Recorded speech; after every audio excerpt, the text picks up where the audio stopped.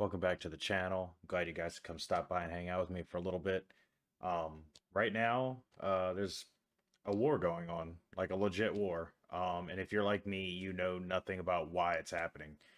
So today we're going to be reacting to Gravitas Plus explained the Russian-UK crisis. I know very little about it. I've heard bits and pieces and saw things, but I like to hear it actually be explained.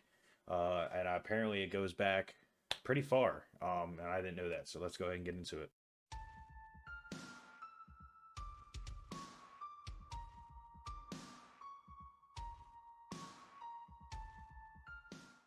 Will Russia go to war with Ukraine? All week, you've heard numerous answers to this question. In Ukraine, 71% of the people believe their country is already at war with Russia. This is a complex crisis, and all the answers are hidden in history. Did you know there was a time when Kiev was more powerful than Moscow? There was also a time when Ukraine and America were adversaries. Tonight, we'll bring you all these stories. We will tell you why Russian President Vladimir Putin is obsessed with Ukraine. I'm Palki Sharma Upadhyay, and this is Gravitas Plus. We begin in the 9th century. There was a state called Kievian Rus. This is where it was located. The Slavic people lived here. The city of Kiev was their capital. Between 980 and 1015, the Kievian Rus was ruled by Grand Prince Volodymyr. In Russian, his name is Vladimir. In Ukrainian, Volodymyr. And as fate would have it, these are also the names of the presidents of these two countries today.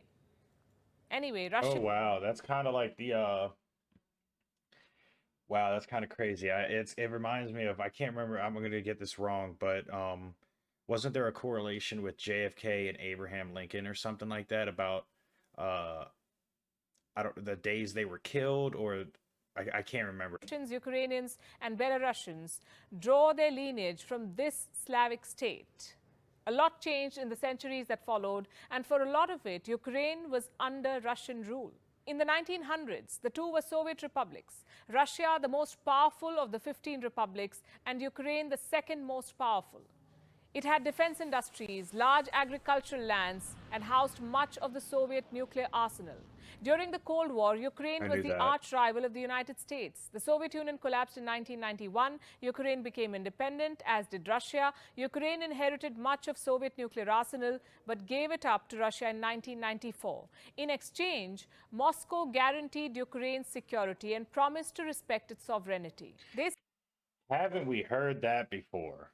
Oh my God, dude. Like, I can't believe they would do that. If you wanted to compare that with an American situation, our guns. They want to confiscate our guns here. They want to get rid of the Second Amendment. Even though they say they are for the Second Amendment, they're not for the Second Amendment. They want to limit you as much as possible.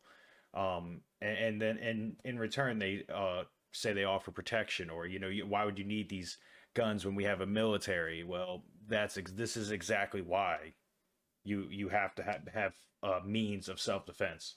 They signed the Budapest Memorandum along with these countries. Cut to November 2013, Viktor Yanukovych was the president of Ukraine. He had a reputation for heavy-handedness, corruption, and above all, for being openly pro-Moscow. In 2013, he rejected an EU trade deal. This deal could have meant greater integration with the European Union. Instead, Yanukovych decided to take a $15 billion bailout from Russia. To many Now they own you. Now they own you. Ukrainians, it felt like being sold to Moscow. So protests broke out. They were called Euromaidan. Euro because these protests were about Europe, and Maidan because they happened in Kiev's Maidan, what we today know as the Independence Square. Here, protesters chanted, "Sign the EU deal, Yanukovych must step down." Russia supported the president, the West supported the protesters. In February 2014, Yanukovych's government was toppled, the president was driven out of Ukraine. I don't mean to pause it in the middle of that, but I did know that much. In a sense of, like, I know that the Eastern Ukraine is more pro-Russia, and Western Ukraine is more for staying Ukraine, not becoming a part of Russia. I think I did know that much. He fled to Russia. Not every Ukrainian was happy with this. Many in the Russian-speaking East wanted Yanukovych to stay. When he was driven out, the minority felt disenfranchised. And On that's the when other they side of the jumped. border, Russia was angry it had lost its puppet. To salvage the situation, Moscow annexed Crimea. Why Crimea? Well, let's now zoom into this part of the world. Crimea is a peninsula. It is located in the Black Sea. In 1954, Soviet leader Nikita Khrushchev transferred Crimea.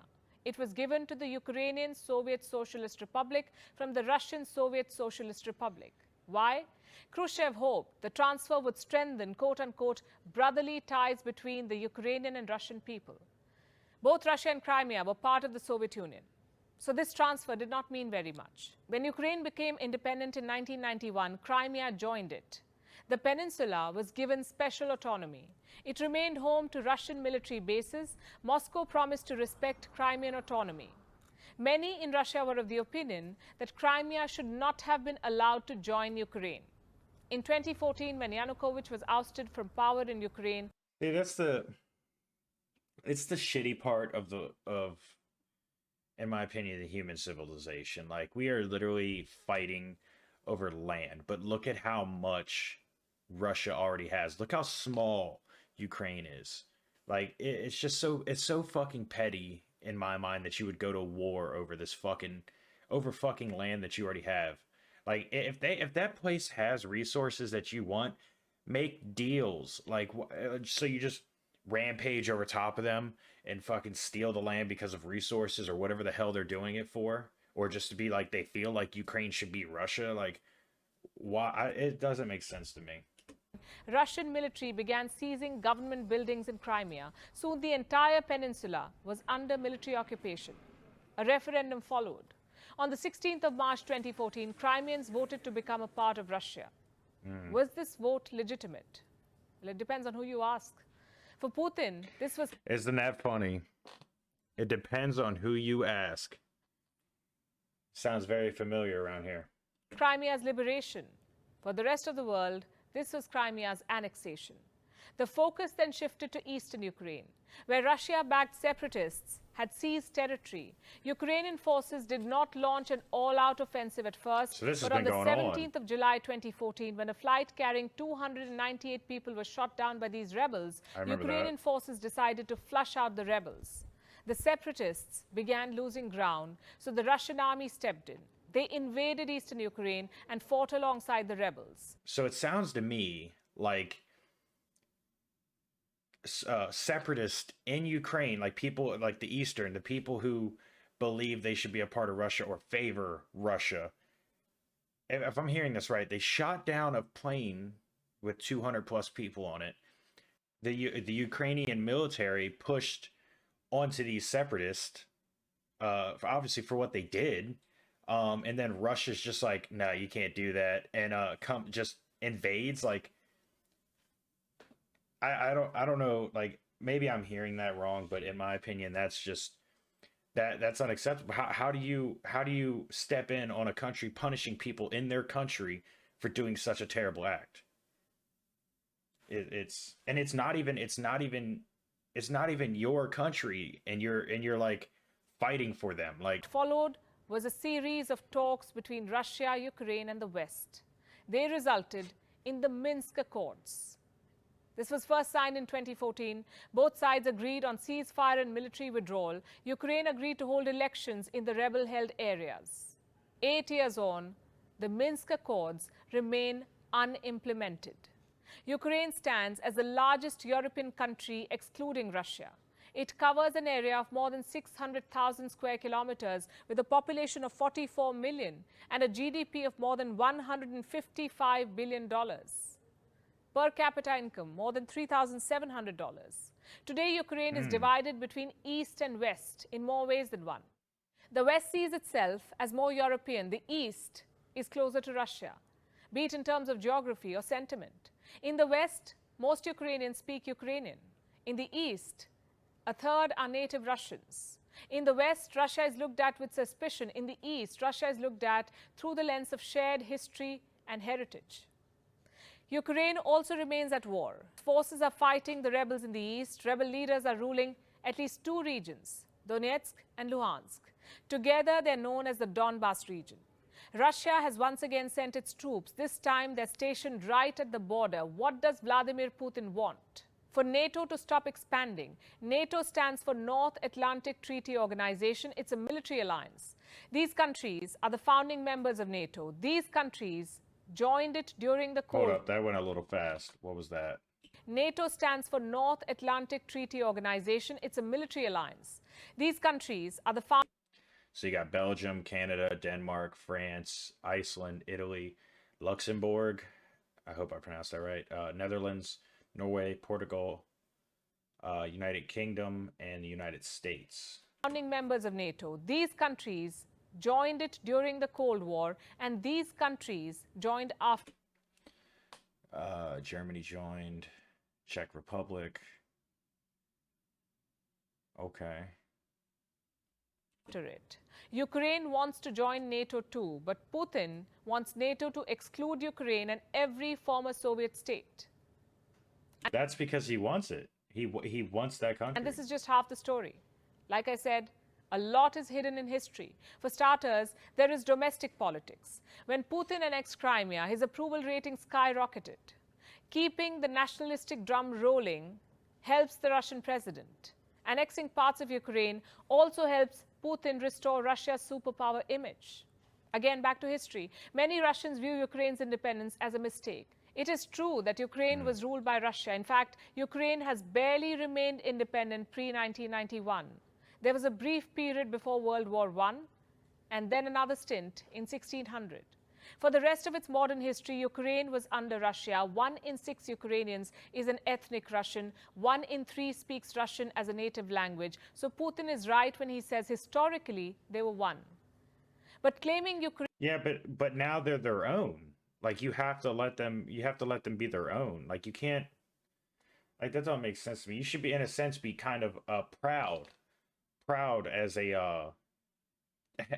Like, we should be proud. Like, the whole world should be proud that this country is trying to build up on its own and become its own.